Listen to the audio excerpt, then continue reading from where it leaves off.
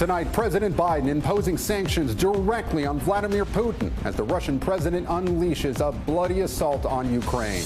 The horrifying new video showing a Russian tank driving over a civilian car, the driver inside somehow alive. Ukraine's capital ready for battle as Russian troops close in. Explosions, air raid sirens, and gunfire erupting over Kyiv. President Zelensky saying he is the #1 target, but will stay in the city and fight. Russia facing tougher resistance than expected. We have team coverage across Ukraine. Plus, a refugee crisis is now unfolding. Video showing the moment gunfire erupted at a train station in Kiev as massive crowds tried to escape the violence. An estimated 5 million Ukrainians could flee. Thousands now walking and waiting at border crossings in Poland. Kelly Tobiea is there. Also tonight, the historic Supreme Court nominee, President Biden naming Ketanji Brown Jackson as his pick to replace Justice Stephen Breyer. She would be the first black woman to serve on the high court. The fierce confirmation battle she's expected to face in the Senate. A major turning point in the pandemic. The CDC saying masks are no longer necessary indoors for most of the country, including schools, and even for those who are unvaccinated. So what's driving the dramatic shift in guidance? And winter slam. Parts of New England buried under 10 inches of snow. Hundreds of flights canceled. Freezing temperatures now moving in. And Hank the Tank exonerated. Why authorities cleared the name of a 500-pound bear accused of ransacking a California neighborhood. Top story starts right now.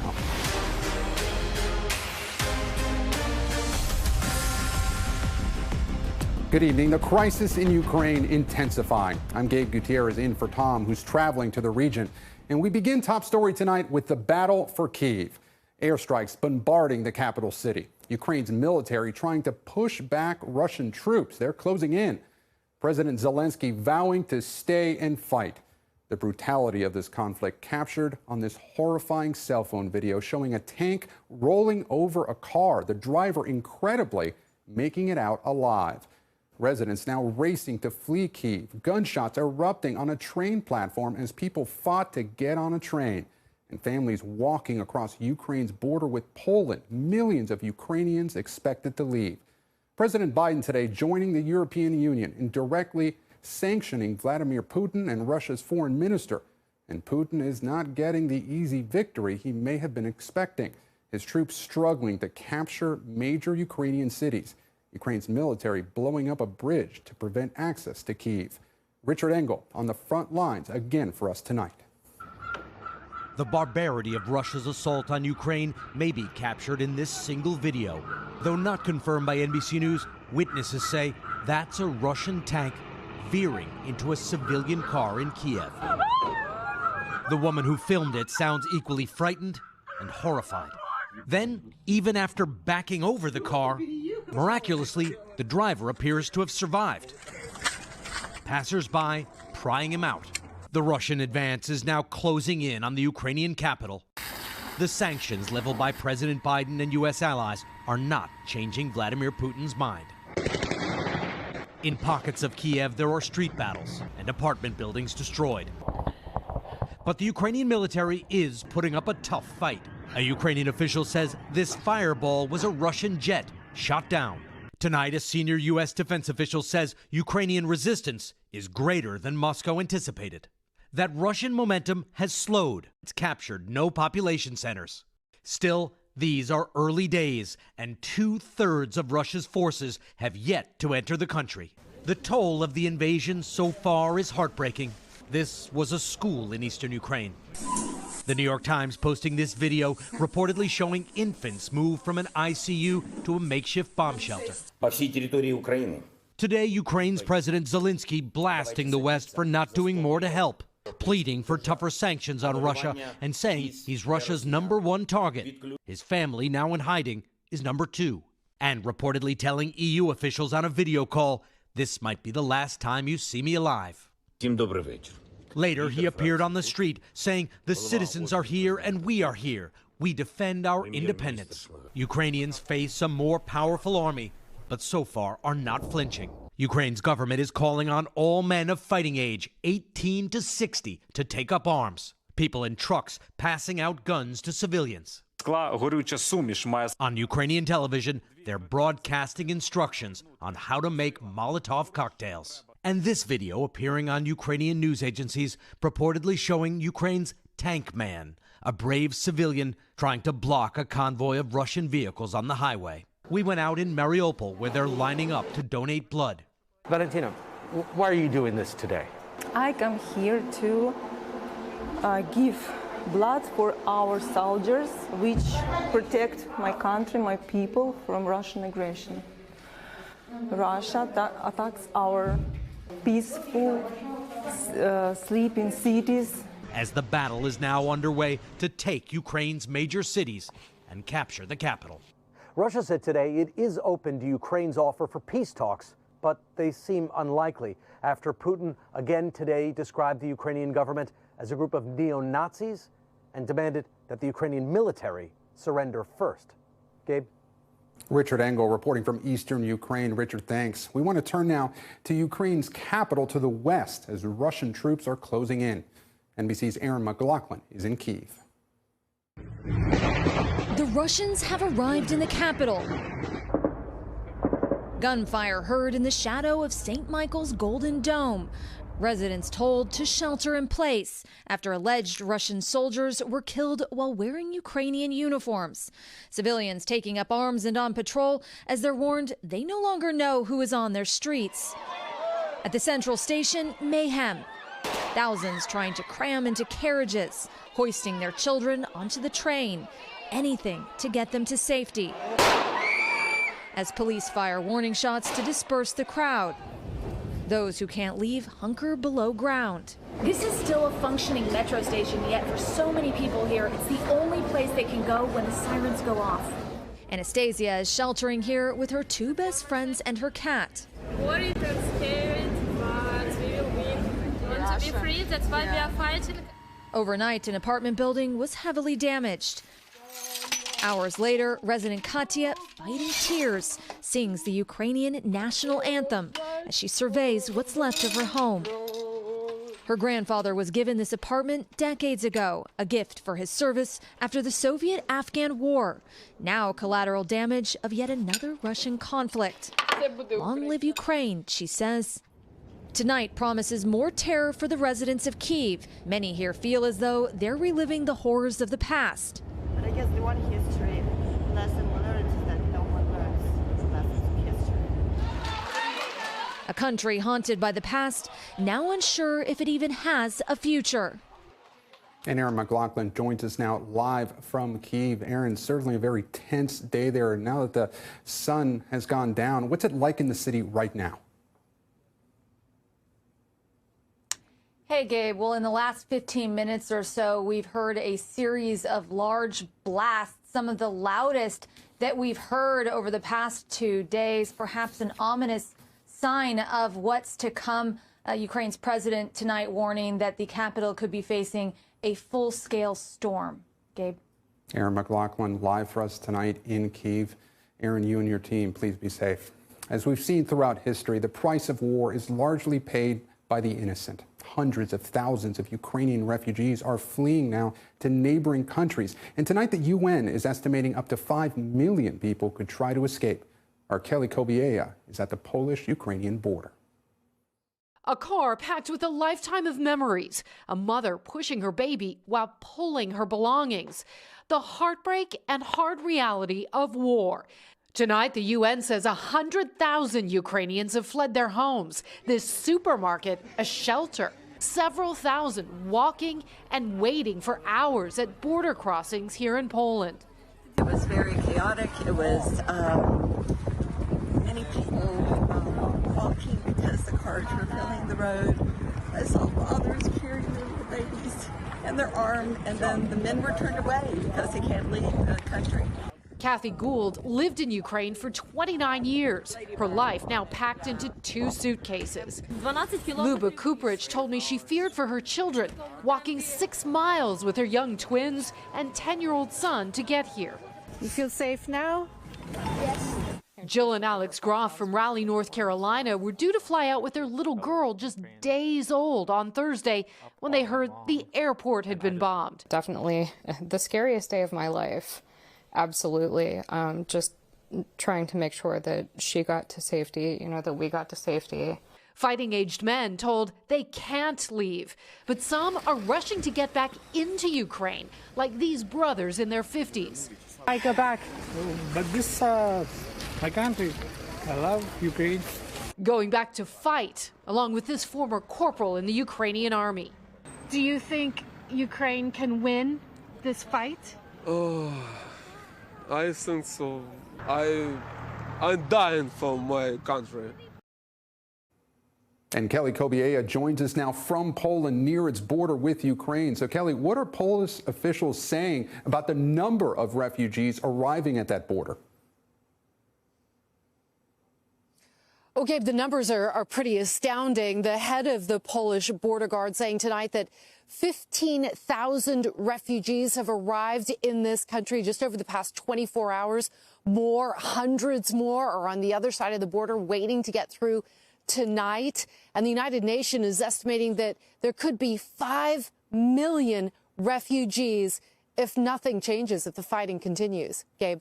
Kelly Kobiela, thank you. Now, for a deeper take on this, we're joined by NBC News political contributor Ben Rhodes, who joins us now. He's a former Deputy National Security Advisor, of course, under President Obama. Now, Ben, White House Press Secretary Jen Psaki confirmed today that the U.S. will now sanction Putin directly. But, there's still a lot of questions about what else the U.S. can do here. What options do they have? Will more sanctions work? Well, the reality is they've kind of reached the ceiling of the place where additional sanctions that could be impactful on Russia would be the ones that are the most impactful on us and on Europe. So if you look at what's remaining, they've already sanctioned oligarchs, they've sanctioned Putin himself now, they've sanctioned banks, they've cut off exports into Russia of certain technologies that are vital to the Russian economy. What's left is energy sanctions, perhaps. The export of oil and gas is obviously the most significant and vital source of revenue to the Russian government. The problem is they are a massive energy exporter to Europe. And they're actually also a pretty significant oil exporter to the United States. And so if you start taking those kinds of steps, you really disrupt the global economy. You really escalate things here at home and in Europe. So that's a more difficult step. There's also cutting them out of the SWIFT system, which is the capacity to access payments and essentially participate in the global economy. That, too, is incredibly disruptive. So let's talk about the UN. The Security Council just voted to condemn Russia's invasion of Ukraine. But, of course, Russia, part of the Security Council, vetoed it. What do you think that does or that means for the future of the UN and Russia's role in it? It's a great question, because what Russia has essentially been able to do is expose its own capacity to paralyze the international system that has been in place since World War II. An international system, we should point out, including the UN, that was built to avoid wars just like this after World War II on the European continent. It was the starkest portrayal of that obstruction that Russia chaired the UN Security Council meeting about its own invasion of Ukraine, right, as well as being able to obstruct any action by the UN against it. I do think one of the challenges before President Biden and our European allies and other countries around the world, particularly the world's democracies, is thinking about how do you revise this international system that has proven so incapable of preventing Russia from doing what it's done. And also thinking about what bodies internationally can we try to kick Russia out of? Obviously, the UN, that's not in the cards. But there are a lot of organizations, institutions that they might be looking to isolate Russia out of, as was the case when Russia annexed Crimea and they were kicked out of the G8. So, Ben, of course, you worked under President Obama. Putin invaded Crimea back in 2014.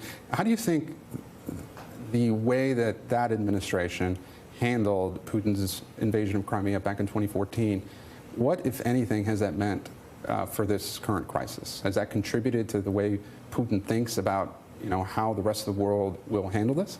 I think it did. You know, our primary response was economic sanctions. And at the time, we were imposing sanctions on Russia that had never been pursued before, including sanctions of oligarchs, including sanctions of sectors of the Russian economy. Clearly, that did not deter Putin in the same way that these sanctions are not deterring him right now. What has happened, though, is in the 7 or 8 years since those sanctions were imposed after Crimea, yes, the Russian economy took a hit. But also, I think Vladimir Putin has been trying to figure out how to sanctions-proof his economy. And one of the things he's done is drawn much closer to China. So one of the ways in which Russia is going to try to absorb the sanctions that were imposed the other day or yesterday by President Biden is by deepening its relationship with China. I'll give you one example. We are preventing the export of certain vital technologies into Russia for its high-tech industry, for its military industrial complex. They're going to start to turn to China as the exclusive supplier of those types of technologies. So these sanctions are going to hurt the Russian economy. They are also going to drive Russia and China even closer together. Now, thousands of Russians have taken to the streets in protest of this war. Do you think that Putin may have underestimated Ukrainian opposition here, and also opposition potentially within his own country? And what do you think, if anything, that means for the trajectory of this fighting? Yes, I think this is his gravest miscalculation in both scores. In Ukraine, I think he thought that they would be intimidated, that they might surrender, that the government might flee. And I don't think he counted on the fact that they have a president in Ukraine who clearly is going to stay to the bitter end and resist, that you have ordinary people taking up arms to fight against Russians, that this is going to be a much, much more costly endeavor, both in terms of loss of life and economically for Russia, than Putin might have envisioned at the outset. I think also within Russia, what you have to understand is Crimea, for instance, was a much simpler military operation. This is an isolated geographic enclave, a peninsula that is a majority ethnic Russian area. There was not resistance to what Russia did in Crimea. That is not true of the rest of the country of Ukraine, which is an enormous country of 44 million people. And I think he undervalued that. And also, many Russians have family in Ukraine. They do feel a kinship with the Ukrainian people. They do feel they're all ethnic Slavs. The Russian people are not going to like to see images of mass civilian casualties. They're not going to like to see, obviously, Russian sons and fathers and brothers coming home in body bags here. And so the type of unrest we've seen, the protests we've seen, which is truly extraordinary, I think is indicative of a broader unease against the Russian public. And one thing to watch is if this war continues to escalate, do those protests continue? Does that unrest begin to grow and pose a danger, not in the immediate term, but in the medium and longer term to Vladimir Putin? And as this war continues to escalate, Ben, what many people are watching right now is when Kyiv might fall. When do you think that could happen? And if it does happen, as it is expected by many observers in the coming days, what does that look like? What's next? Well, I think what could be challenging here, and look, we've experienced this in the United States, right? We conquered Iraq with relative ease. It was the day after and the day after that was difficult. There could be a circumstance where they're essentially able to defeat the Ukrainian militarily around Kyiv and essentially be able to take control of the city. But then what we could see is street-to-street fighting. You could see Ukrainians going to ground and preparing for a long-term insurgency, long-term disobedience, long-term resistance to Russia. And so the reality is in the coming days, you could see them essentially have control of the city, but then you could see the fighting continue. And that's where wars have unintended consequences, and they tend not to go as planned. They never go as planned. And I think what we're seeing in terms of the Ukrainian commitment to resistance, if that persists, this could be a long, drawn-out conflict. Ben Rhodes, thanks so much for joining us here on set. Turning now to the halls of Congress, where the Republican Party seems split on its opinion of Vladimir Putin. Former President Trump and his allies praising Putin, while others are calling him an enemy. Our chief foreign affairs correspondent, Andrea Mitchell, reports. Now being replayed on Russian state TV. Here's a guy who's very savvy. I know him very well. Former President Donald Trump calling Vladimir Putin talented, savvy, a genius. Very capable. I have enormous respect for him. His Secretary of State, Mike Pompeo, praising Putin as a statesman. And Fox News' Tucker Carlson. What is this really about? Why do I hate Putin so much? Has Putin ever called me a racist? Former Secretary of State Hillary Clinton accusing them of aiding and abetting America's enemies. We have to also make sure that within our own country, we are calling out those people who are giving aid and comfort to Vladimir Putin, who are talking about what a genius he is, what a smart move it is, who are unfortunately being broadcast by Russian media. NBC's Vaughn Hilliard caught up with Pompeo today. Do you regret your words? Been fighting communism since I was a teenager. I'm going to keep fighting communism. Why speak words that come off as soft praise for Vladimir Putin? Your reaction to former Secretary of State Pompeo and former President Trump praising Putin's cleverness, strength, and smartness. I have no response. In fact, I have no words. Former President Bush made it clear where he stands, saying, "We cannot tolerate the authoritarian bullying and danger that Putin poses." Some current GOP office holders agree. Putin is our enemy. Let's be clear about that. I really don't think anything that's being said on the golf course at Mar-a-Lago has any connection to the current crisis. And Andrea Mitchell joins us now from Washington. You know, Andrea, the Republican Party used to be seen as tough on enemies abroad, especially Russia. So what do you make of this change? Well, they are so eager to attack Joe Biden and, criticize the White House on all of this. But the Republican divide really is striking. It's such a change from the way the party used to unite against a common enemy. And politics used to stop at the water's edge. No more. Andrea Mitchell for us in our D.C. newsroom. Andrea, thank you. Next up, the historic nomination for the Supreme Court. President Biden naming Ketanji Brown Jackson, and his announcement coming 2 years to the day since making an initial pledge to nominate the first black woman to the high court. Chief White House correspondent Peter Alexander has the latest. As she walked through the Blue Room doors with the president, Judge Ketanji Brown Jackson took steps no black woman ever has before.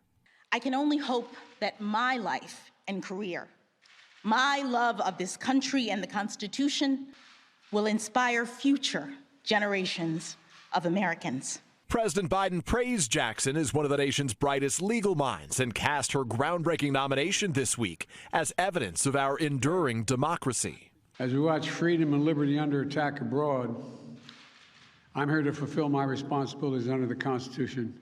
The president delivering the news to Jackson in a call last night, keeping this campaign promise he made 2 years ago today. I'm looking forward to making sure there's a black woman on the Supreme Court to make sure that, in fact, for too long, our government, our courts, haven't looked like America. If confirmed, Jackson won't change the ideological makeup of the 6-3 conservative court. Just 8 months ago, Jackson was confirmed to the federal appeals court here in Washington with the votes of 3 Senate Republicans, including Lindsey Graham. But today, Graham tweeted the radical left has won President Biden over yet again. Still, if all 50 Democrats stick together, Jackson will be confirmed, fulfilling a dream dating back to her high school yearbook, where she wrote, "I want to go into law and eventually have a judicial appointment." Today, sharing a loving message with her daughters. Please know that whatever title I may hold or whatever job I may have, I will still be your mom. Looking to become one of 9 justices with a singular place in history. And Peter Alexander joins us now from the White House. Peter, are Republicans planning to fight this nomination? Well, certainly there are some Republicans who it appear will oppose her and others who said they're open to considering her. A White House official tells me that Judge Jackson will begin holding those meetings with U.S. senators next week. The top Democrat in charge of her confirmation, Dick Durbin, said that he wants the nominee to be confirmed by April, early April, in fact, when the Easter recess begins. And Gabe, tonight we're learning more about how the president reached his decision, interviewing all 3 frontrunners in person on Valentine's Day. Judge Jackson herself had a busy day today. Just this morning, she was at her current job on the appeals court, hearing 3 long-scheduled cases. Gabe? Peter, thanks. She's a federal judge with a long resume. So for more on Ketanji Brown Jackson's background, we turn to our justice correspondent, Pete Williams. Ketanji Brown Jackson already knows her way around the Supreme Court. She was a law clerk for Justice Stephen Breyer, the man she's been nominated to succeed. She's now a judge on the federal appeals court in Washington, confirmed for that position just 8 months ago. She's an amazing person. One of her supporters has been Paul Ryan, the former Republican Speaker of the House. His in-laws and hers are related. Judge Jackson was born in Washington but grew up in Miami, where her mother was a school administrator and her father was a lawyer for the school board. I would sit at the dining room table doing my homework with my father. He had all of his law books stacked up, and I had all of my coloring books stacked up. And when I think back to those times, there really is no question that my interest in the law began that early on. She graduated from Harvard and Harvard Law, and that's where she met her husband, Patrick, now a surgeon. They have 2 daughters, ages 17 and 21. If confirmed, she'd be the first black woman ever on the Supreme Court and the first justice since Thurgood Marshall, who retired 30 years ago, with significant experience defending accused criminals. She's a former public defense lawyer.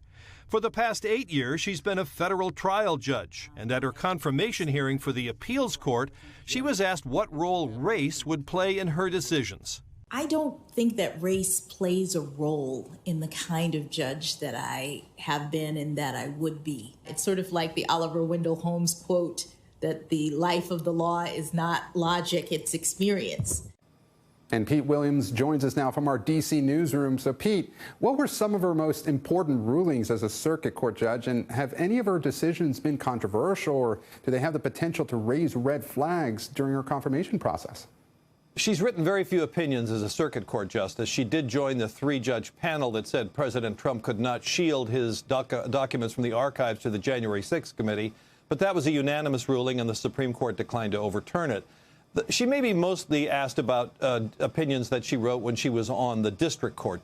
For example, she said that Don McGahn, who was the Trump White House counsel, could not skip out on a subpoena to the House Judiciary Committee. That decision was ultimately overturned by the Court of Appeals, which said that that wasn't an issue for the courts. That was a political thing to work out, and in fact, that's what happened. McGahn and the Judiciary Committee ultimately reached an agreement. But on the other hand, she ruled for the Trump administration in tossing out a lawsuit filed by an environmental group over the Trump border wall. So there's going to be many more questions raised about her opinions as a district court judge. But of course, the Senate's already been through those once. They did that when she was on the Court of Appeals nomination, but it's a much bigger deal for the Supreme Court. So they'll be looking through things with a much more detail this time, Gabe. Pete, thanks. Next tonight, a major change announced by the CDC on COVID mask guidelines. Now, masks are no longer necessary indoors in counties at low or medium risk for COVID. The level determined by how many hospital beds are being used and the total number of cases in the area. Right now, that means masks are not recommended for roughly 70% of Americans. CDC Director Dr. Rochelle Walensky saying that the change reflects that the overall risk of severe disease from COVID is lower because of widespread immunity. Now, for more on all this, let's bring in Dr. Kavita Patel for more. And Dr. Patel, look, a skeptic might argue that politics might have played a role here, but how influenced do you think the CDC was by states and cities nationwide announcing plans to drop mask mandates? Yeah, Gabe, I don't. And really for one simple reason. If that were the case, then they could easily have just changed the metrics to say, you know, a certain positivity rate and a certain number of cases, and then you don't need masks anymore, which is what some people expected. But instead, as you point out, they really took into account what I would say is the burdens of disease, namely hospital capacity, hospital utilization for COVID cases. And I think that signals a shift in the pandemic. We're focusing on disease. That does leave some people behind. So to be clear, I would have loved to have seen a little bit more guidance for millions of people who are, you know, chronic conditions, immunocompromised, children who can't get vaccinated. But I think that'll play out in the coming days. So, Dr. Patel, people who were fully vaccinated and boosted, they were getting Omicron, and the vaccine seems to offer less protection. So do you think the numbers might now spike? Yeah, in terms of spiking, I don't. And that's because we are seeing such precipitous decline that, as you mentioned, 70% of the country now is in this kind of low, moderate, zone where you don't need the mask.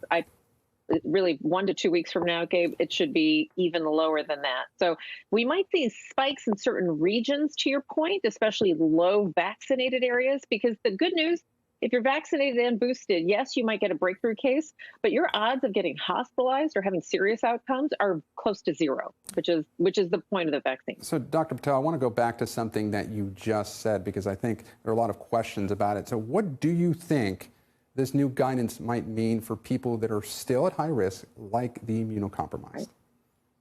Yeah, immunocompromised, and then I've had to point out patients that have, certain chronic conditions. I've had a history of heart attack, high blood pressure, adolescents with diabetes. They are still at risk. And I have told those patients and my own friends and family, you need to wear a high quality mask. And that's because even if nobody else is wearing a mask around you, Gabe, you wearing the mask can protect you. It's not 100%, but it's offering a layer of protection, especially if you're going into an indoor place with poor ventilation and people that you don't know around you.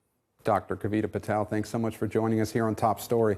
Still ahead tonight, the deadly crash on Miami Beach. A car slamming through diners in an outdoor dining area, what authorities say happened. Plus, the controversial bill passed in the Florida House, why critics say it's a danger to LGBT students. And the storm slamming the Northeast with heavy snow and ice. Tens of thousands without power as freezing temperatures move in. Stay with us.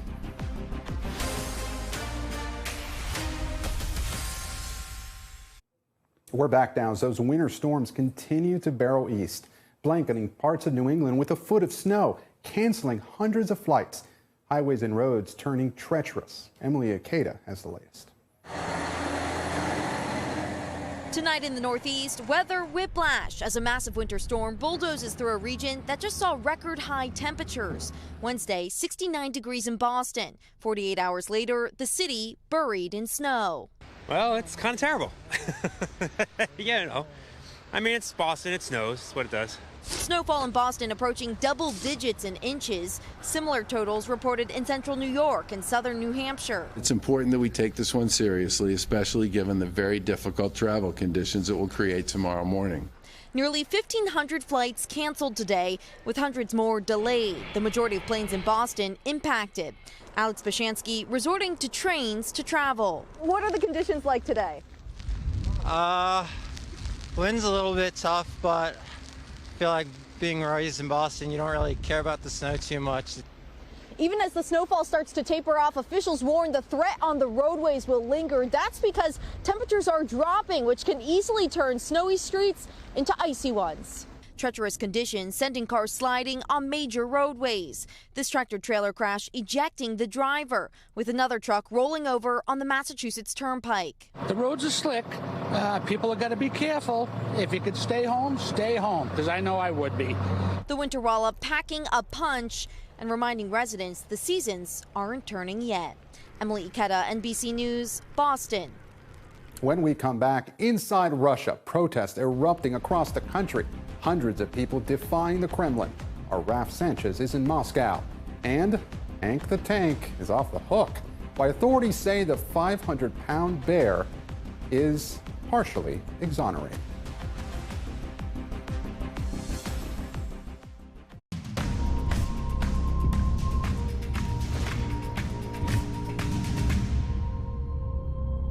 We're back now with our continuing coverage of the Russian invasion of Ukraine. Inside Russia, the country's political and media establishment praising President Vladimir Putin, but demonstrators in several cities taking to the streets, revealing a nation torn.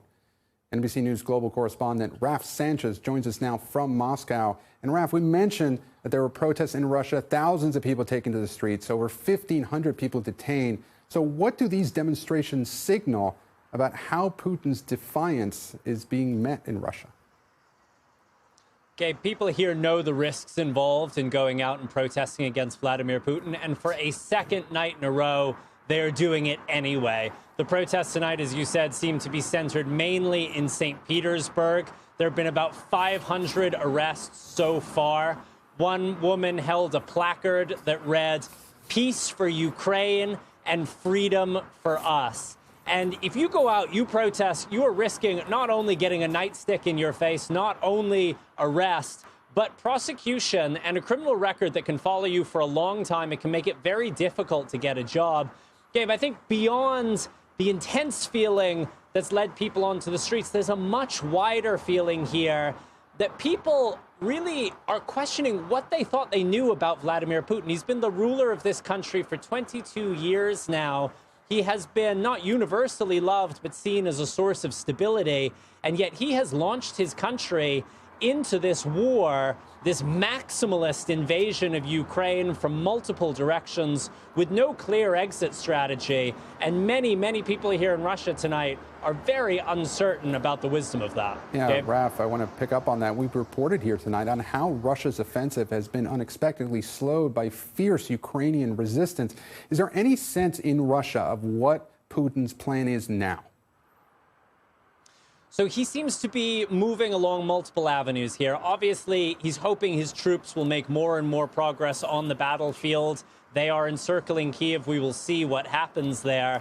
But then a number of diplomatic, psychological efforts going on here. Putin appeared on state television in Russia and appealed to the Ukrainian military to effectively mount a coup against President Zelensky. He called the democratically elected government in Ukraine a bunch of drug addicts and neo-Nazis. And he said if the Ukrainian army overthrew them, that the Kremlin would negotiate directly with them. Seemingly in contradiction to that call for a coup, the Kremlin has also said it is prepared to send representatives to meet with the Ukrainian government's representatives for potential peace talks in Minsk, the capital of Belarus. Now, Gabe, Belarus has been the venue for peace talks in the past, but it is hardly neutral grounds now because it is effectively a staging location for the Russian military as they drive south into Ukraine and towards Kiev. President Zelensky wants a face-to-face meeting with President Putin. That is looking very unlikely, but we will see if there is any kind of diplomatic contact at all in the next few days. Yeah. Okay? Raf Sanchez, you know, drug addicts and neo-Nazis. Quite a bizarre statement from Putin. Raf Sanchez for us in Moscow. Raf, thanks. Now, the top stories news feed and the shooting outside an elementary school in Alabama. Authorities say the gun discharged accidentally, hitting the student that was holding it. The child was taken to the hospital and is expected to be okay. No other injuries reported. Police now investigating how the gun got into the child's hands. At least one person is dead and several others are hospitalized after a driver crashed into an outdoor restaurant on Miami Beach.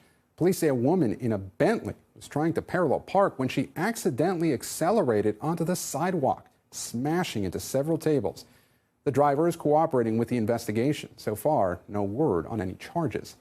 And Amanda Bynes has filed to end her conservatorship. Bynes has been in a conservatorship under her parents since 2013 after a string of substance abuse issues. Controversial Twitter rants and legal troubles as well. Her parents say they support their daughter's decision and will agree to a request to end it. A hearing is scheduled for March 22nd. To politics now, and the Florida House passing what critics are calling the Don't Say Gay bill, the measure restricting discussions of gender identity and sexual orientation in some Florida classrooms. The drumbeat of criticism now rising as some say the bill targets LGBTQ youth. Priscilla Thompson has the details. 69 yeas, 47 nays, Mr. Speaker. Show the bill passes. The Florida House has passed a controversial bill limiting conversations about sexual orientation or gender identity in the classroom. The House voted in favor of the Parental Rights in Education bill after weeks of nationwide outrage over what some call the Don't Say Gay bill. The bill prohibits, quote, classroom discussion about sexual orientation or gender identity in kindergarten through third grade, or in a manner that is not age appropriate or developmentally appropriate for students in accordance with state standards. It's actually providing boundaries, and it's fair to our teachers and our school districts to know what we expect. The bill's author defending it, saying the bill won't stop students from talking about their families or LGBTQ history, like the 2016 Pulse nightclub shooting. Creating boundaries at an early age of what it's appropriate in our schools when we are funding our schools is not hate. The bill's opponents, however, say it could clear the way for lawsuits from parents who view any discussions about LGBTQ people or issues as not appropriate. Beyond potential lawsuits, one Florida Democrat who identifies as gay is concerned about how the law might make students feel. It sends a terrible message to our youth. How did you feel when you heard the news? I felt furious. Sophomore Kaylee Sandell is president of her Florida high school's Gay Straight Alliance in Leon County. What do you think the impact of a law like this will be for students? They've been told all their lives that you can't talk about that here. Then they're going to believe that something's wrong with them and they will end their life. A nationwide survey of LGBTQ youth found 42% seriously considered attempting suicide last year. That number more than 50% for transgender and non-binary youth. A bill proposed by a group of Republican lawmakers claiming to bring more transparency to public schools. To ban the teaching of LGBTQ issues in Tennessee public schools. Florida isn't the only state proposing this kind of legislation. A free speech advocacy group finds that across at least 10 states, bills are being considered that would limit speech about gender or LGBTQ identity in the classroom. For those LGBTQ youth in Florida and around the country, you are loved. Florida's bill now heads to its Republican-controlled Senate, where it's expected to pass, before making its way to Governor Ron DeSantis, who has signaled his support. You're injecting these concepts about choosing your gender. That is just inappropriate for our schools. Talking about sexual orientation and gender identity in the classrooms is not inappropriate. It is who we are. And Priscilla Thompson joins us now live in studio. And Priscilla, this wasn't the only controversial bill related to schools that passed the Florida House yesterday. What is the Stop Woke Act? Yeah, that is another bill backed by Governor Ron DeSantis, and basically it says that schools cannot make students feel, quote, discomfort, guilt, anguish because of their race, color, sex, or national origin. And the governor has said that this is meant to attack critical race theory, something that, to be clear, is not being taught in any K-12 public school in Florida. And in fact, opponents of the bill say that what it is going to do is have a chilling effect on educators as they teach about important topics like slavery, for example. But that bill yesterday did also pass the Florida House, and it now heads on to the Republican-controlled Senate for a vote. Priscilla Thompson, Florida, no stranger to controversy. Priscilla, thanks for joining us here on set. And now to top stories, Global Watch, and the latest on that deadly ferry fire off the coast of Greece. Authorities say they found 6 more bodies on the burned out ship, raising the death toll to 8. 3 more people remain missing. The massive fire broke out a week ago as the vessel was traveling from Greece to Italy with nearly 300 people on board. And the Pope will not preside over Ash Wednesday services next week due to knee pain. The Vatican says the 85-year-old pontiff was prescribed a period of rest due to an inflamed ligament on his right knee. The Pope also had to cancel a half-day trip to Florence, scheduled for this Sunday. And we turn now to Lake Tahoe, where a chunky home invader will live to see another day. Thanks to new DNA evidence, Hank the Tank has been partially exonerated, but the investigation has been a bear. NBC's Zincle Esamoah digs into it. Tonight, there's barely a reason to smile these days, but for one bear, there now is. This thick-skinned 500-pound black bear, nicknamed Hank the Tank, was accused of getting his paws involved in a series of house break-ins in the Lake Tahoe area, known to be a natural bear habitat. With windows smashed, fences broken, and more than 150 incident reports of bear break-ins in the area, officials were eager to stop this overbearing forager. They're supposed to be hibernating, but they've been so used to people and being fed year-round, they don't really do the bear stuff. Initially, law enforcement warned the bear, also known as Yogi, Chunky, and Big Guy, had seemingly lost its fear of humans and threatened to euthanize the rotund mammal. Police officers use everything from sirens to loud noises to shouting at him to beanbags. He's still here.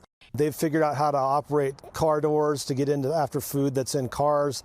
A couple of them figured out how to work French doors to get into the house. One mama bear even was seen teaching her cubs how to get into that French door. The Bear League said it was vehemently opposed to euthanization. We believe he's one of our neighbors, and he's only doing what he's been taught to do. The bears will usually die trying to get back home, or they'll starve to death because they don't know where to find food. Now, officials have put the effort on pause. New DNA evidence collected at a recent break-in scene linked a bare minimum of not 1, not 2, but 3 bears to these uncanny incidents. New DNA evidence reveals that as many as 3 bears, 2 female bears and 1 male bear, may be responsible for the property damage and home break-ins in the Tahoe Keys neighborhood over the past several months. On Thursday, the California Department of Fish and Wildlife said it will begin trapping the bear brigade to tag the animals and collect evidence for genetic analysis. Then they'll be released to a, quote, suitable habitat,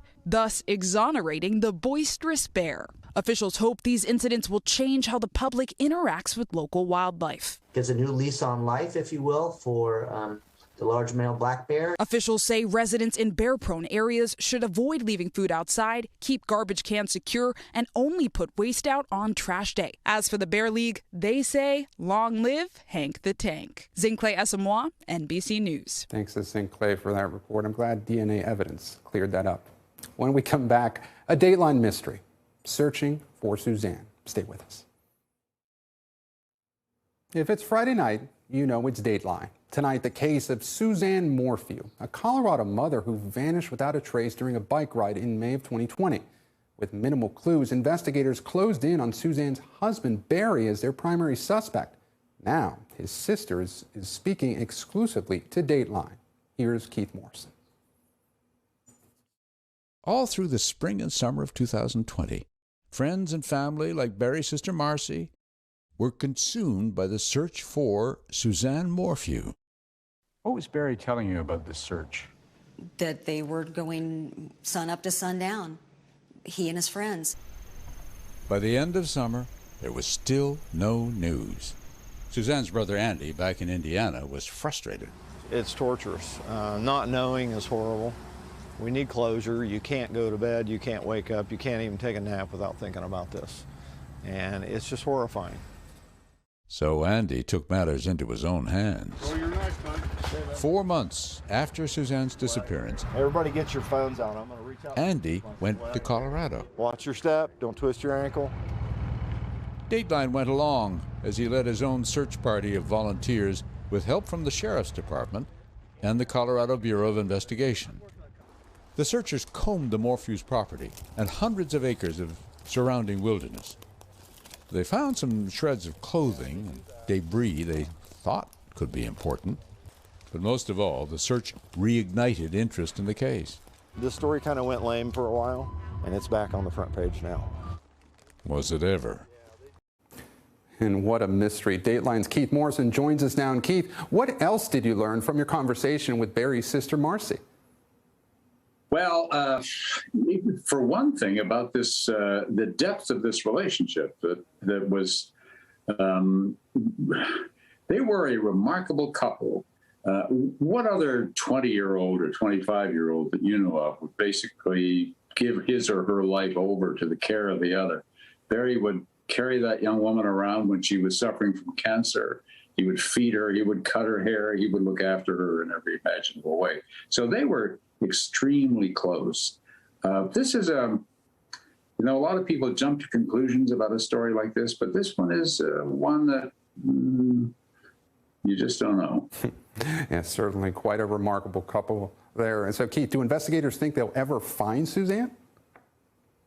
Well, there isn't a lot of hope for that anymore. I mean, they certainly had the best shot that they could at it, and there were several searches involving a lot of people. Nothing ever showed up. I think the investigators believe that Barry disposed of her body somehow. Barry has other explanations for bits of video that they have been able to garner, but it's going to be up to a court to decide. And the interesting thing about this one is that the judge has really not leaned in one direction or the other, but has seemed rather uncertain about the way this is going to go. Keith Morrison, thanks so much. We'll be watching. You can catch the full episode of Dateline tonight at 10 p.m. on NBC. When we come back, the images of hope and resilience coming out of Ukraine, the parents finding a way to make their children smile, and the musical performance bringing a much-needed moment of peace. Finally tonight, inside a nation torn apart by war, the strength of the Ukrainian people is on full display. We leave you with these striking images.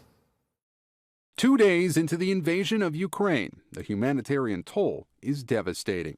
Homes and schools destroyed, tens of thousands of Ukrainians displaced, families torn apart. These children in the Donbass region separated from their father, their hands pressed to the glass for a final goodbye, unsure when they'll be reunited. But amid the growing tragedy, the strength of the Ukrainian people and the generosity of their neighbors on full display. Kyiv resident Katya sweeping away the broken glass from a mother's shattered windows. Still finding a reason to sing with a solemn and defiant rendition of the Ukrainian national anthem. Across the city, families huddled together in underground subway stations, still finding small moments of joy. Parents distracting their kids, playing rock, paper, scissors, and Uno. Others finding solace with their pets. Shelters in Poland and in Hungary are welcoming refugees with open arms. Hot meals are precious. A safe place to spend the night, even more so. Across the globe, striking displays of solidarity, the Eiffel Tower lighting up the Paris sky in blue and yellow. Those colors of the Ukrainian flag also illuminating the Colosseum in Rome, Brandenburg Gate in Berlin, City Hall in Sarajevo, and downtown Toronto too. And from inside Ukraine, a moving scene. A lone pianist playing at a hotel in Kharkiv as news of the Russian invasion spread. A small moment of peace in the face of war, a reminder of resilience against all odds. And our thoughts are with the people of Ukraine once again tonight. Thanks so much for watching Top Story. For Tom Llamas, I'm Gabe Gutierrez in New York. Stay right there. More News Now is on the way.